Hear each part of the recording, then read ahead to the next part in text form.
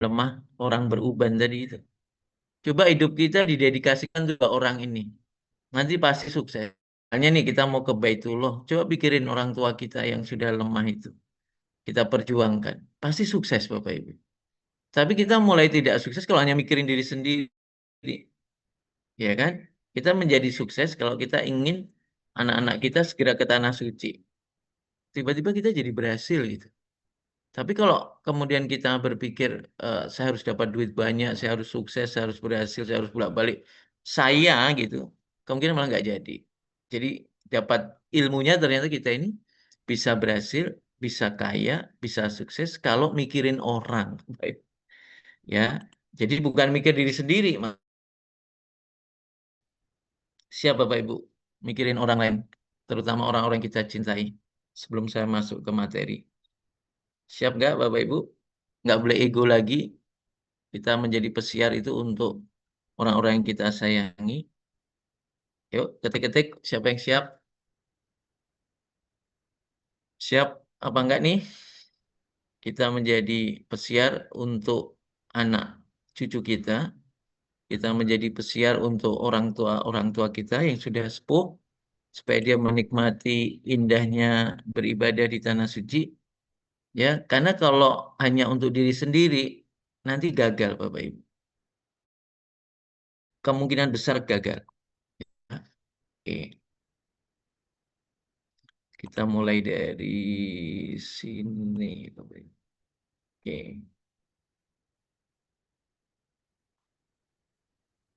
Oke, kita mulai dari sini. Jadi sesungguhnya kita ini hidup di tiga masa kan? Masa lalu, masa kini, masa depan. Betul enggak? Masa lalu, ya, masa kini, masa depan. Masa lalu itu kadang-kadang, Bapak Ibu, jadi belenggu. Karena kita harusnya mengevaluasi masa lalu itu. Bukan pasrah dengan keadaan. Walaupun masa lalu itu takdir sudah terjadi, Bapak Ibu nggak bisa apa-apain lagi lah. Misalnya kemarin kejatuhan mangga sakit kepala karena kejatuhan mangga gitu ya, itu nggak bisa dirubah lagi. Itu udah terjadi, ya. Mau marah, mau jengkel, udah terjadi. Ngapain juga, ya? Artinya kita itu harus berdamai dengan masa lalu gitu. Ya, masa lalu itu jangan sampai malah menjadi belenggu karena udah terjadi. Ya, yang akan kita hadapi itu masa depan. Nah, masa depan itu adalah harapan. Ya, masa depan itu ada harapan.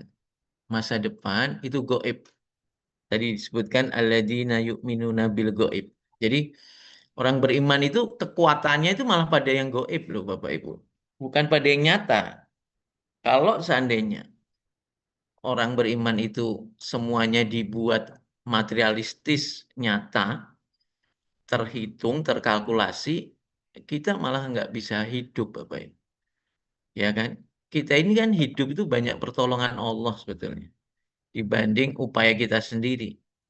Maka Bapak Ibu jangan pernah terpengaruh atau larut atau sedih atau tidak berdaya gara-gara sesuatu yang nampak. Banyak hal yang tidak nampak, yang itu disebut sebagai kegoiban.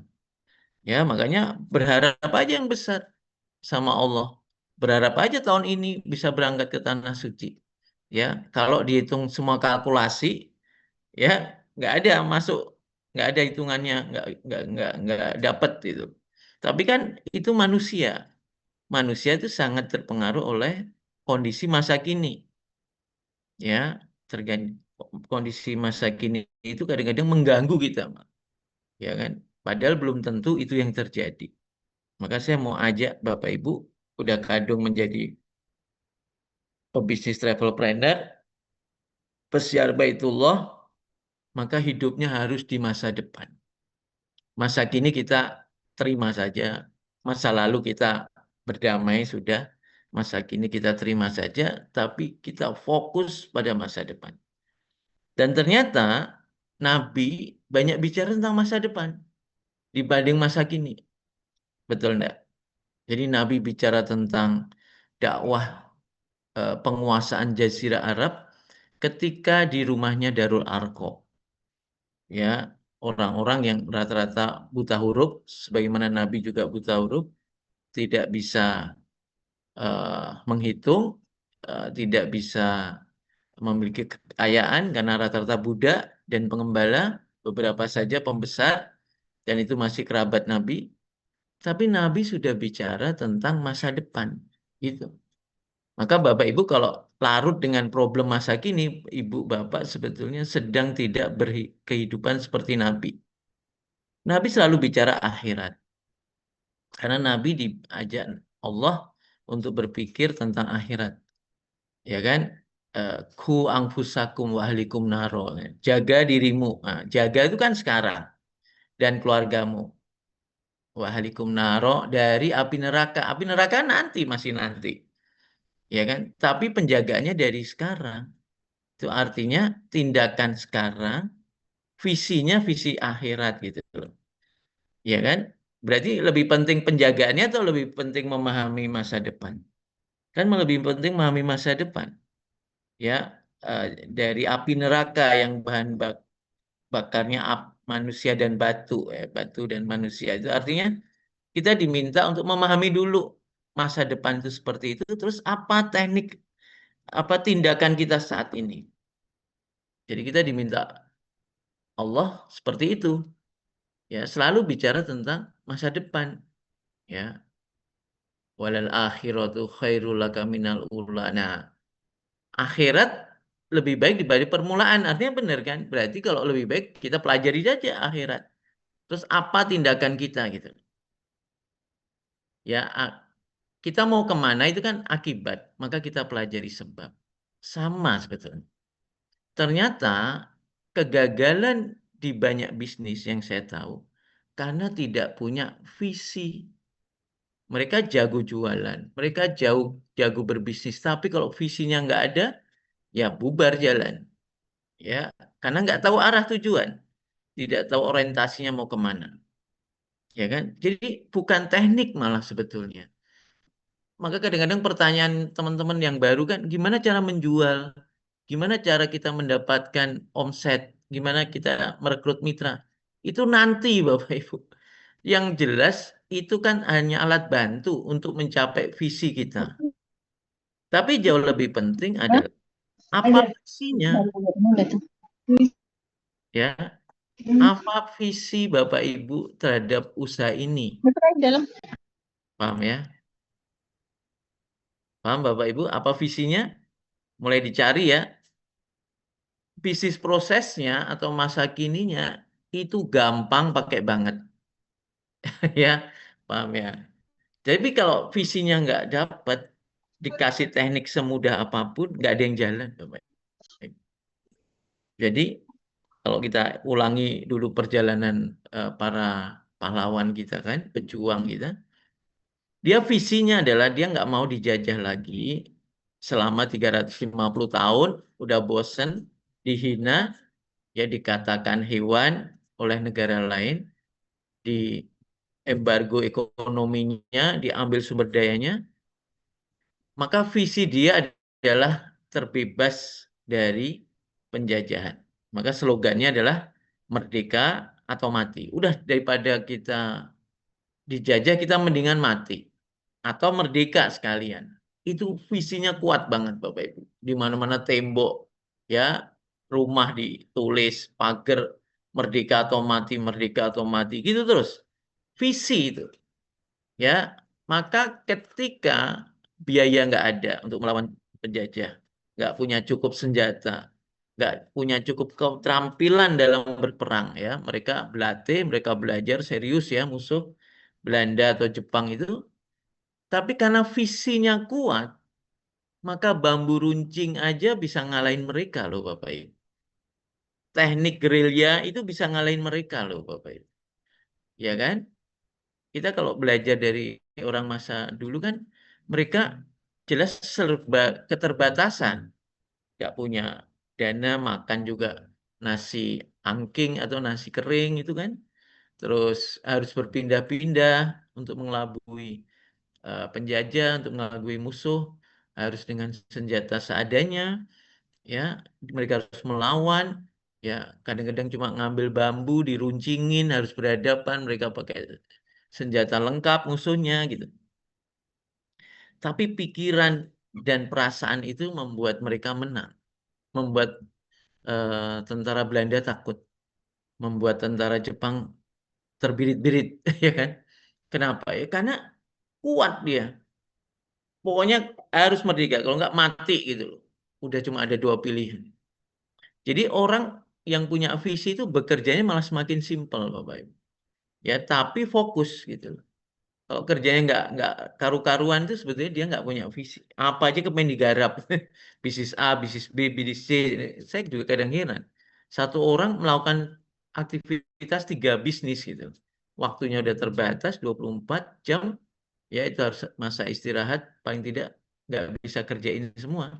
Tapi mereka rela melakukan itu. Mereka berasumsi kalau mengerjakan banyak hal, pasti bisa menghasilkan banyak hal. Enggak, Bapak Ibu. Salah. Ya, malah tidak optimal semua, malah nggak kejadian semua. Ya, maka mulai fokuskan visi dulu. Ya, visi misalnya. Saya ingin anak saya segera bolak-balik tanah suci. Maka mesti kita nggak lama-lama. Ya, saya nggak bisa ngomong, belajar gimana supaya saya bisa ngomong ke banyak orang. Saya pemalu, belajar supaya saya nggak malu lagi ngajak orang ke tanah suci. Semua kelemahan kita kemudian kita reduksi, ya kita tutup karena kekuatan visi gitu. Tetapi kalau kita nggak punya visi, sebaliknya kekuatan pun menjadi kelemahan. Ya, rumah di pinggir jalan itu, wah nanti nggak pada mau saya pasang pelang di sini, gitu kan? Ada aja cara kita untuk menolak, ya, gara-gara nggak ada visi. Tuh, kita belajar dari pejuang. Kemudian kita belajar dari Nabi, ya, visi Nabi dengan hijrah itu adalah kepengen memiliki kekuatan, ya, memiliki kekuatan muslimin agar bisa menaklukkan kota Mekah. Waktu itu visinya hanya menaklukkan Jazirah Arab, habis itu Mekah kan. Ya, nanti ada muncul ayat rahmatan lil alamin sehingga seluruh dunia kan itu. Nah, jadi visi pertama menaklukkan kota Mekah atau Fatu Mekah kan. Maka diuji dulu sama Allah perang Badar. Perang Badar itu sebetulnya para sahabat nggak siap perang, Bapak Ibu. Ya, kenapa? Karena dia pikir hanya menghadang eh, kafilah dagang Abu Sofyan, ya, yang masih saudara Nabi, ya, tapi masih kafir.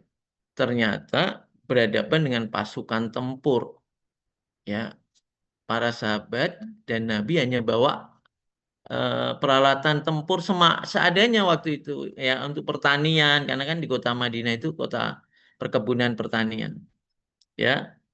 Dan akhirnya apa? Gara-gara visinya kuat menegakkan kalimat Allah, Allah menangkan tuh perang Badar tuh. Betul nggak? 300 lawan 1.300 lah, lawan 1.000 lah gitu. Gara-gara visi yang kuat di ayat Al-Quran itu disampaikan, orang kafir Quraisy itu melihat jumlah nabi dan sahabat itu 3 kalinya dia. Berarti kalau dia 1.000, 3.000 itu loh. Benar nggak? Ya, mereka melihat pasukan itu kayak lebih gede daripada yang dia miliki. Orang Quraisy melihatnya itu, gitu. Nah, artinya sebetulnya visi itu kan goib, Bapak Ibu. Kegoiban karena belum terjadi. Maka sesungguhnya orang-orang yang bisa menangkap kegoiban itu satu tadi disebut orang-orang beriman, berarti orang-orang itu akan dimuliakan Allah, akan dinaikkan derajatnya. Asal kita itu ngerti sesuatu yang belum terjadi itu karena karena pemberian dari Allah atau anugerah dari Allah itu. Makanya apapun yang disampaikan di Al-Quran itu harus kita yakini, Bapak Ibu. Nah, cilakanya, orang beriman lebih percaya pada masa kini. Itu. Padahal visi kegoiban itu tidak bisa diganggu oleh setan. Tapi kalau masa kini itu bulan-bulanan atau tempat setan membuli kita gitu loh. Paham ya, Bapak Ibu? Makanya kita diajarkan memandang ke depan. Gitu. Setan hanya tahu sesuatu yang sudah terjadi. Maka setan mengganggu dengan masa lalu. Ya kan? Kita masih ada dendam, marah dengan orang. Itu kan masa lalu. Dan setan tahu karena udah terjadi. Juga masa kini. Bener nggak? Ya, coba Bapak Ibu kalau nggak percaya habis acara ini nanti ajak orang, ayo Pak Bu ke Tanah Suci. Mesti dia akan bicara masa kini. Untuk makan aja susah diajak ke Tanah Suci, betul nggak? Untuk bayar sekolah aja susah diajak ke Baitullah. Karena dia tidak punya visi, Bapak Ibu. Mereka larut dengan masa kini. Ya, nggak usah jauh-jauh orang lain. Kita aja masih kadang-kadang sangat percaya dengan masa kini. Padahal kadang-kadang masa kini yang terjadi ini seringkali hanya tipu daya setan. Ya, maka Bapak Ibu, saya ingin mengajak kuatkan visi, visi menjalankan usaha travel planner. Apa tuh tulis? Ya, yang besar sampai kira-kira kita nggak mampu meraihnya gitu loh. Kenapa? Karena Bapak Ibu akan larut dengan masa depan, nanti bisa berdamai dengan kesulitan hari ini. Tapi kalau masa depan kita nggak ada, Bapak Ibu merasa bahwa masa kini itu seperti keruntuhan batu atau keruntuhan gunung gitu loh. Jadi kalau visinya gunung, maka masalah-masalah yang sebesar gunung pun akan terasa seperti kerikil. Tapi kalau visinya hanya sebesar kerikil, masalah seperti kerikil seperti sebesar gunung itu loh. Itu bedanya cuma itu aja sebenarnya manusia. Berarti kita ini sebenarnya sudah punya punya sumber daya, punya modal untuk berkembang Bapak Ibu, untuk bertumbuh. Ya, cuma kita nggak aktifkan. Kita lebih percaya pada situasi di luar diri kita. Ya, bahwa kita punya pemikiran, kita punya perasaan, kita punya orientasi, kita punya tujuan. Itu kadang-kadang kita nggak nyampe malah. Ya, kita lebih percaya dengan apa yang terjadi hari ini, makan susah hari ini, dijual, ditolak hari ini, tidak diterima penjualan kita. Kita lebih percaya pada itu.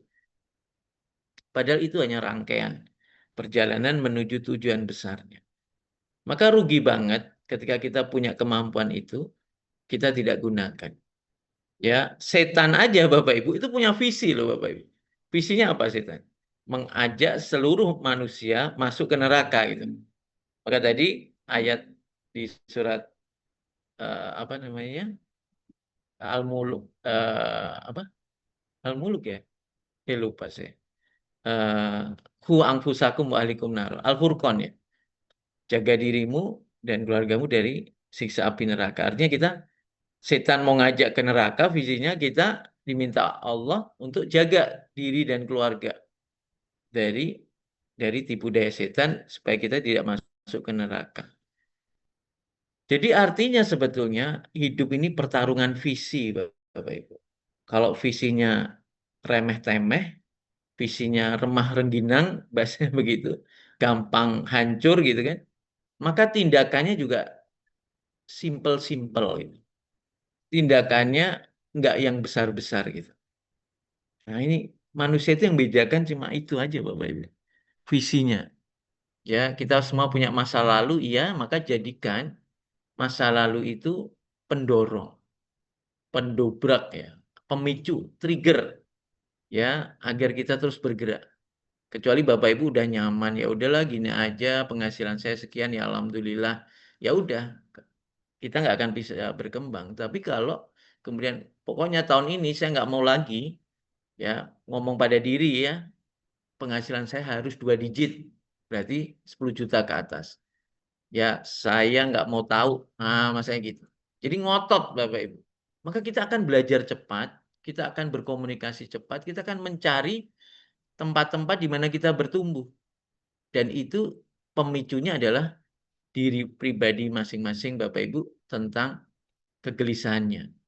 Ya, saya termasuk orang yang bicara pada diri saya, 2 bulan di bisnis ini saya harus 2 digit. Saya nggak mau tahu. Itu. Maka saya kerjain terus. belajar terus, mau berjuang terus, mau berkorban terus. Benar, Bapak Ibu. Bisa sebetulnya. Orang itu bisa meraih angka-angka yang dia tidak duga sebetulnya. Ya kan? Seperti para atlet itu kan, dia di-trigger terus. Supaya kamu bisa itu gimana? Ya, dimotivasi terus kan. Akhirnya dia bisa lompat tinggi. Dia bisa berenang lebih jauh lagi. Dia bisa cepat berenang. Itu karena apa? Karena ada trigger sebetulnya. Ya, ada trigger, ada visi. Kalau dua-duanya ini kuat, maka bisnis prosesnya Bapak Ibu itu akan sangat kreatif, akan sangat kreatif gitu. Ya, entah tiba-tiba kita bikin poster, taruh di warung-warung, ya setiap ada warung, Bu, saya bikinkan poster ya MMT ya, nanti ada nama makanannya, terus ada foto saya, ada yuk umroh bersama saya gitu. Itu tiba-tiba kita kreatif gitu loh Bapak Ibu. Kalau visi dan triggernya kuat gitu.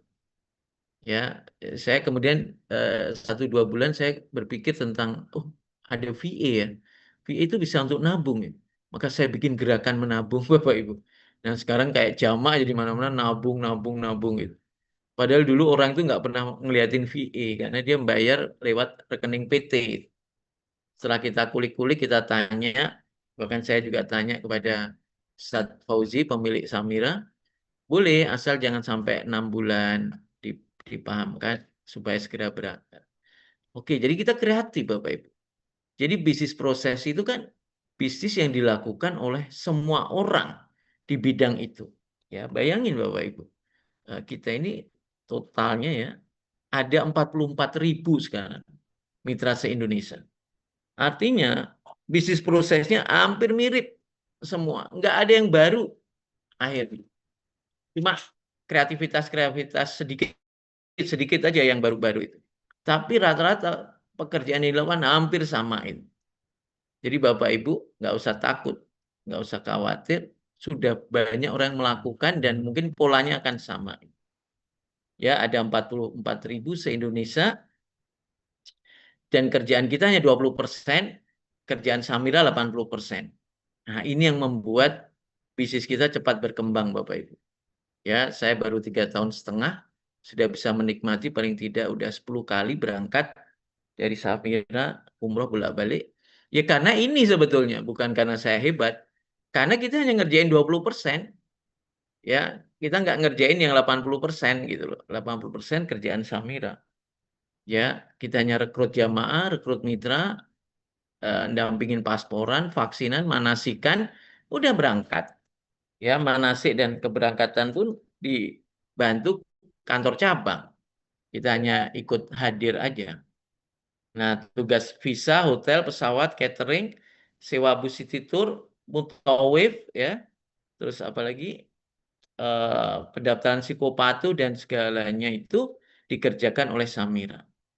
Maka nggak hebat-hebat banget juga kalau ada orang setahun berhasil di Samira, setahun bisa 3 kali, 4 kali berangkat, itu nggak terlalu hebat Bapak Ibu. Kenapa? Karena mereka kerja dibantuin. Ini belum lagi kerja proses administrasinya dibantu 200 karyawan Samira yang kita nggak perlu gaji. Ya, tugas kita hanya front office bahasanya gitu. Back office itu Samira. Udah gampang banget. Ya, cuma kembali lagi tadi visinya kuat apa enggak. Kalau visinya enggak kuat, dibuat gampang pun enggak jalan, Bapak. Dan banyak yang kemudian berhenti di tengah jalan, baru 2 bulan berhenti, 3 bulan berhenti. Ya karena enggak ngerti dia dan enggak mau mengerti. Harusnya kan terus belajar. Namanya petani aja dia tahu dia harus nanam dulu. Ada masa nanam, ada masa panen. Kadang-kadang udah nanam pun juga nggak panen, kena hama gitu. Ya, ketika masa nanam pun juga pekerjaannya juga banyak. Ada memupuk, mengairi, kemudian membalikkan tanah deh sebelum awalnya kan pakai apa kalau dulu bajak gitu kan, membalikkan tanah, kemudian mengairi, mengeringkan juga, memupuk juga, pembibitan juga. Masya Allah, kita mestinya jangan kalah sama petani. Atau kita belajar dari mereka bahwa mereka lebih tough, lebih tangguh dibanding kita. Belum-belum juga nanti kena hama. Belum-belum nanti juga kena banjir. Belum-belum nanti diganggu sama burung sehingga dia nggak jadi panen, gagal panen, kualitas panen turun. Apa mereka berhenti? Besok lagi mereka lakukan lagi itu. Tanam lagi, olah lagi tanahnya, pupuk lagi itu. Seakan-akan dia lebih percaya pada Allah dibanding pada apa yang dia lakukan gitu. Mestinya sama Bapak Ibu. Kita itu sadar nggak sadar nanti akan melakukan sesuatu yang besar. Tapi ketika orientasi kita tahu bahwa yang ngasih rezeki itu Allah, maka yang terjadi malah kita nggak pernah berhenti Bapak Ibu. Ya, karena kita ingin melihat kebesaran Allah gitu. Bukan melihat kebesaran ujroh kita gitu kan. Berapa sih ujroh kita kan gitu, bukan gitu. Karena nanti kecewa. Ya, tetapi kita akan mencari kebesaran Allah. Caranya adalah kita melakukan sesuatu yang lebih baik lagi, kita evaluasi lagi supaya menjadi lebih baik, sempurna.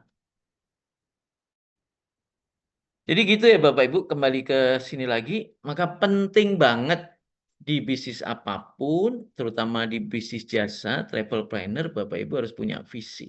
Ini sengaja pembahasannya lebih lama karena kadang-kadang ini hal yang mudah dan kita punya, tapi jarang kita lakukan. Ya, kita lebih fokus pada mana gedungnya, mana harganya, wes, mana fasilitasnya, apalagi mana apa namanya izinnya. Kita lupa lah visi kamu itu apa. Perusahaan ini udah valuasinya udah 4 triliun, udah mau ke 4 triliun.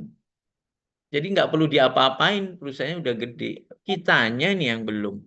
Kitanya harus rumuskan gitu.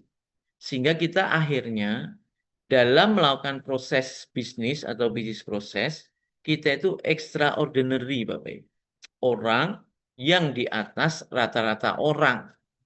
Perbedaan orang berhasil sama orang gagal itu karena dia melakukan sesuatu di atas rata-rata orang. Orang sebut sebagai extraordinary. Bapak Ibu kalau mau tahu, dulu ada pebasket namanya Michael Jordan. Itu kalau apa namanya? Kalau shoot itu ya, tembakan 2 angka gitu kan, itu sehari 1.000 katanya. 1.000 baru dia istirahat. Ya, pemain bola apa itu siapa? Ronaldo itu aktivitasnya dia nembak itu bisa sampai ribuan, sampai betul-betul presisi gitu. Nah, dia melakukan proses extraordinary itu karena dia tahu bahwa dia harus berbeda dengan yang lain. Ya, jadi Bapak Ibu siap nggak saya tanya kerja extraordinary? Ya, kalau kerja biasa-biasa kan udah pasti hasilnya. Siap nggak? Oh, Atarim benar-benar sorry. Kok Al Furqon. Atarim. Apa siap Bapak Ibu kerja extraordinary? Kalau nggak siap, ya sama aja hasilnya. Bapak Ibu hanya melihat peluang, kemudian nanti nggak jalan. Siap nggak coba kerja extraordinary? Kerja di atas rata-rata orang. Coba, siapa yang siap tuh? Ya, saya termasuk extraordinary nih. Hampir setiap hari ada Zoom. Dan tidak ada 42.000 orang itu tadi yang seperti saya. Ya, saya lebih dari yang lain bekerjanya. Ya, saya kerja se-Indonesia. Saya nggak kerjain cuma di Jawa Tengah. Saya kerjain Medan, Aceh, Lombok, Makassar gitu. Selalu orang berhasil, selalu dia kerja extraordinary. Nggak ada orang itu kerja biasa, hasilnya lebih. Nggak ada. Ini hukum alam, Bapak Ibu. Ya, ayo siap siap nggak extraordinary? Nggak banyak kan berarti. Orang yang siap untuk kerja lebih dari rata-rata orang. Karena begitu kita mendapatkan sesuatu, orang lain nggak mendapatkan, Bapak Ibu. Ya kan? Kita mendapatkan sesuatu yang orang lain tidak dapatkan akhirnya. Ya, kemampuan kita untuk kuat secara fisik, kuat secara trigger, dorongan, maka kita kerja extraordinary. Ya, nggak ada capeknya Bapak Ibu. Ya, aktivitasnya padat, nggak ada capeknya. Ya, dan nggak perlu banyak foto-foto. Maksudnya dikit-dikit difoto, dikit foto itu nanti lama-lama pencitraan gitu. Kita ingin orang pengakuan orang, enggak. Kita hanya kepingin dicatat Allah malaikat, kita melakukan sesuatu yang berbeda supaya hasilnya berbeda. Oke, paham ya? Jadi dari 44.000 orang ini, Bapak Ibu berani nggak berbeda, ya melakukan sesuatu yang berbeda. Ya, misalnya nih kayak istri saya begitu masuk pasar, dia berpikir semua orang di pasar ini harus jadi jamaah saya. Nah gitu, jadi nggak ada alasan lagi kan, bahwa semuanya harus dilakukan gitu, ya kan? Semua harus nabung, semua harus nabung untuk umroh, gitu. Nah ini Bapak Ibu, tugas kita rekrut jamaah, ya. Nah jamaah maupun mitra itu bisa dikonekkan ke Samira kalau dia punya ID. Nah maka Bapak Ibu nanti harus punya ID ini. Ya, bagi yang belum nanti akan dikirim, bagi yang sudah lunas ya 1550, bagi yang belum ya nanti dipenuhi sampai 1550. Nah, gara-gara ID inilah kita bisa berbisnis se-Indonesia Bapak Ibu. Nomor ini ada di komputer Samira dan dia akan tercatat berapa jamaah, berapa tim, dan tim punya jamaah itu semua tercatat. Ya. Nah, jamaah gara-gara kita punya ID, jamaah itu hanya kita tarik KTP KK loh Bapak Ibu. Gampang banget kan? KTP hampir semua orang punya, KK punya. Kita ajukan ke Samira, nanti mendapatkan respon dari BSI. Maka jamaah akan dapat rekening BSI. Ketika jamaah ingin berangkat, dapat respon dari Amitra ketika dananya tidak cukup. Jadi, gara-gara kita bermitra dengan Samira, kita jadinya otomatis bermitra dengan BSI se-Indonesia. Otomatis kita bermitra dengan Amitra se-Indonesia tuh. Otomatis kita bermitra dengan maskapai ya yang mensupport Samira. Otomatis kita juga bermitra dengan visa provider yang menerbitkan visa. Otomatis kita bermitra dengan hotel yang menjadi standar kelayakan dari Dinas Pariwisata Saudi. Jadi kita ini seseorang yang hanya bermodal 1.550.000, tapi impact-nya jadi segede ini Bapak Ibu. Makanya kalau lama-lama nanti Bapak Ibu akan paham betapa mudahnya usaha ini, karena tinggal misalnya Bapak Ibu nanti udah menguasai semua ya proses ya. Nanti Bapak Ibu tinggal di Bandung 2-3 hari dapat jamaah. Tinggal di kota Jakarta 2-3 hari dapat jamaah. Tiba-tiba kita pengen ke Surabaya ya sambil liburan dapat jamaah. Kita ke Lombok dapat jamaah, ke Makassar. Jadi kita keliling Indonesia gara-gara bisnis kita ini Bapak Ibu. Ya, makanya impact dari bisnis ini yang kita belum tahu semuanya. Maka kadang-kadang orang anggap 1.550.000 itu mahal banget. Masya Allah. 15 tahun saya berbisnis, bisnis paling murah sedunia ya Samira ini. Ya, saya pernah bisnis lembaga pendidikan, saya pernah bisnis apa namanya penjualan elektronik seperti laptop, komputer, itu ratusan juta. Saya pernah bisnis punya warung internet, ya 20-30 komputer disewakan untuk orang pilih internet gitu. Saya pernah berbisnis ATK, alat tulis kantor. Saya pernah berbisnis multimedia, ya sewaan, mengcover hotel-hotel se-Jawa Tengah. Itu semua modalnya ratusan juta, Bapak Ibu. Itu hari ini bangkrut semua. Bisnis itu. Ya, Allah takdirkan di akhir sisa usia saya bertemu dengan bisnis yang malah murah banget. Cuma 1.550.000 gitu. Dan itu dikembalikan. Nah, tetapi yang menarik adalah behind the bisnisnya. Di balik bisnisnya ini ternyata ada manajemen yang rapi. Manajemen Samira dengan Amitra, Samira dengan BSI, dan dengan vendor-vendor lain. Ini yang membuat kita jadi yakin dan percaya Bapak Ibu. Ya, oke. Terus apa yang kita kerjakan? Tugas Bapak Ibu nomor satu, membangun omset pribadi atau penjualan. Berarti Bapak Ibu harus meningkatkan kapasitas diri. Diri kita harus kita kembangkan kemampuan komunikasi skill, kemampuan rekrutmen, kemampuan mendengar, kemampuan manajemen, leadership, itu harus dikejar. Ya, nggak usah nunggu. Buku banyak, YouTube banyak, silakan belajar. Ya, baru bicara tentang mengelola manusia yang disebut sebagai bangun omset group. Ya, impact-nya adalah Bapak Ibu akan punya grup se-Indonesia. Dampaknya Bapak Ibu bisa menjadi tool leader. Kenapa? Karena kita membangun satu bus dengan banyak orang bareng-bareng sehingga kita berpotensi untuk menjadi pemimpinnya. Memimpin dari tanah air hingga tanah suci, nggak balik ke tanah air lagi. Dan itu dibayar dan gratis umrohnya. Bahkan bisa membesar sampai 10 bus atau satu pesawat. Ya, tadi malam sudah disampaikan bahwa ada omset pribadi atau ujrol dari 2 juta sampai 4 juta. Nah, itu silakan Bapak Ibu kejar untuk biaya operasional usaha. Jadi Bapak Ibu kita belajar dari orang Cina, mereka itu tidak cepat untuk menikmati hasil usaha. Mereka itu kembalikan lagi. Kalau kita belajar dari sahabat Abdurrahman bin Auf kan dibagi 3 itu. 30% untuk kehidupannya, 30% untuk sedekah, 30% untuk dikembalikan usaha. Jadi Bapak Ibu kalau dapat 2 juta, jangan dihabisin 2 jutanya. Ya, dapat 1 jamaah 2 juta, maka nomor satu dipakai untuk kehidupan paling 30%. Berapa? 600.000, ya kan? 600.000 lagi dipakai untuk apa? Sedekah. 600.000 dipakai untuk kembalikan ke usahanya.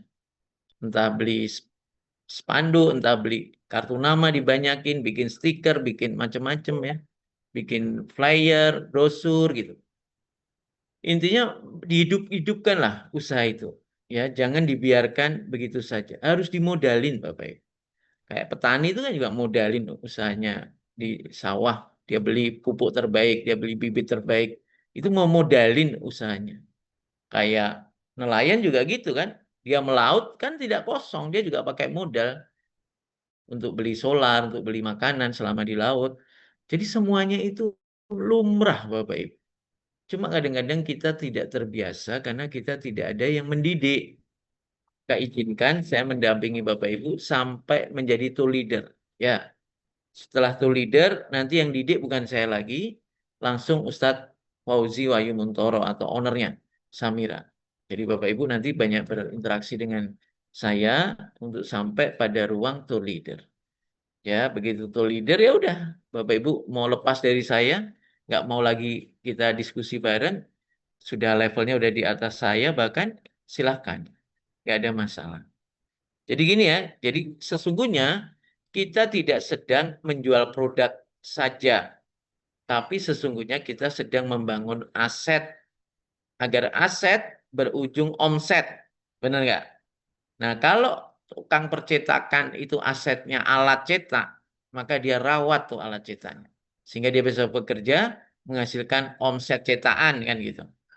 Tapi kalau aset dalam usaha ini adalah sumber daya manusia Bapak Ibu. Maka sumber daya manusia itu satu harus dipinterin ya. Harus pinter Bapak Ibu. Kalau nggak pinter nanti malah dibohongin orang karena banyak penipuan di bisnis ini. Terus yang kedua harus diumroin supaya kita semua gampang tobat, gampang solehnya kita harus ke Baitullah dulu. Baru yang ketiga disuksesin. Disuksesin itu kita jadi gampang juga ibadahnya bolak-balik menjadi TL, nggak terasa ekonomi meningkat, kesejahteraannya meningkat, kesehatannya bagus, keluarganya sakinah mawaddah warohmah, anak keturunannya soleh-soleh. Nah itu yang kita harapkan Bapak Ibu. Jadi output dari ini semua adalah Bapak Ibu harus meningkatkan kemampuan pribadi dulu. Ya, Samira udah selesai, Bapak Ibu udah 43.000 orang. Nah, gimana caranya? Nih, simple aja. Bapak Ibu, saya pengen ya supaya nggak mengulangi kesalahan saya. Jadi bisnis kita itu merawat jamaah dan merawat tim. Maka kumpulkan jamaah dalam bentuk jamaah menabung. Ya, kita punya gerakan menabung 1.000 jamaah. Ya, ketemu orang udah berangkat umroh belum? Belum. Pak, nabung Pak, pinjam KTP-nya Pak. Gitu kan? Nanti Bapak isi sendiri. Bebas mau diisi berapa. Nah, untuk agen atau calon agen untuk Citra, ajak mereka masuk grup. Pak, mau berangkat umroh nggak? Bu, mau berangkat umroh. Mau. Mau bayar atau gratis? Mau gratis. Mau nggak belajar dulu? Ya, karena apa? Semuanya harus diilmui. Ya, tukang cukur aja sekarang kursus. Ya, betul nggak? Ya, satpam kursus. Ya, pembantu rumah tangga itu ada kursusnya loh. Tukang pijet ada kursusnya. Nah, masa pesiar Baitullah nggak ada belajarnya? Udah Bapak Ibu masuk grup aja dulu ya. Tukar-tukaran nomor WA. Terus kemudian dia masuk. Nanti dia ikut pembelajaran-pembelajaran sampai dia mau bergabung. Jadi itu aja Bapak Ibu. Sesimpel itu. 3 tahun setengah ini saya menyimpulkan gimana caranya kita itu merawat jamaah dan merawat mitra. Calon mitra dan mitra. Itu aja. Tidak ada pekerjaan lain. Tapi agar bisa merawat, kita berburu dulu. Kalau tahun ini kita berburu, harapannya tahun depan tugas Bapak Ibu tinggal merawat saja. Jadi jangan berburu terus. Ya, berburu 1 tahun berburu oke, tahun kedua udah merawat jamaah. Begitu yang bisa disampaikan sebagai pengantar. Mungkin ada diskusi atau apa namanya, tanya jawab, silakan. Saya kembalikan ke MC-nya, Mas Fauzan. Silakan. Baik, terima kasih Pak Agus Abu Fauzan yang sudah menyampaikan materinya. Lalu ini Bapak Ibu, silakan yang mau bertanya bisa langsung open audio, boleh open kamera. Oh, ini ada Pak Suyono ya. Tunggu Pak. Assalamualaikum Ustaz. Waalaikumsalam. Waalaikumsalam. Eh, Makasih Ustaz.